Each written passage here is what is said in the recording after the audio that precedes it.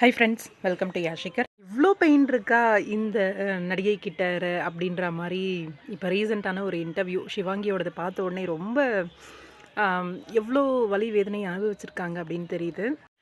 என்னென்னா ரீசெண்டாக இவங்க கொடுத்த ஒரு இன்டர்வியூவில் இவங்க வந்து ஒரு காதல் தோல்வி அடைஞ்சிருக்காங்க அப்படிங்கிற ஒரு இன்ஃபர்மேஷன் கொடுத்துருக்காங்க. இப்போ ரிலேஷன்ஷிப்பில் இருக்கீங்களா அப்படின்னு சொல்லி ஒரு கேள்வி கேட்டதுக்கு இப்போ ரிலேஷன்ஷிப்பில் இல்லை அப்படின்ற மாதிரி சொல்லியிருக்காங்க.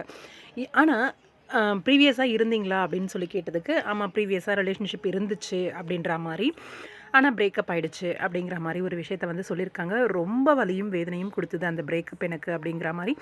அதுலேருந்து வெளியில் வர்றதுக்காக தான் என்ன நானே வந்து அழகாக காமிச்சிக்கணும், என்னோடய ட்ரெஸ்ஸிங் சென்ஸ் எல்லாத்தையுமே மாற்றினேன்.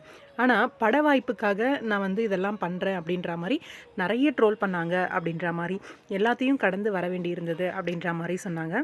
எதனால் இந்த பிரேக்கப் நடந்துச்சு அப்படின்னும்போது ப்ளேமிங் தான், ஒருத்தர் ப்ளேம் பண்ணுறதுனால நீ தான் தப்பு நான் தான் தப்பு அப்படின்னு சொல்லி என்ன நான் மாற்றிக்கிட்டேன், எதிர்க்க இருந்தவங்க அவங்கள மாற்றிக்க முயற்சி கூட பண்ணலை, சரி அப்படின்னு விட்டாச்சு அப்படின்ற மாதிரி ஒரு பதில்.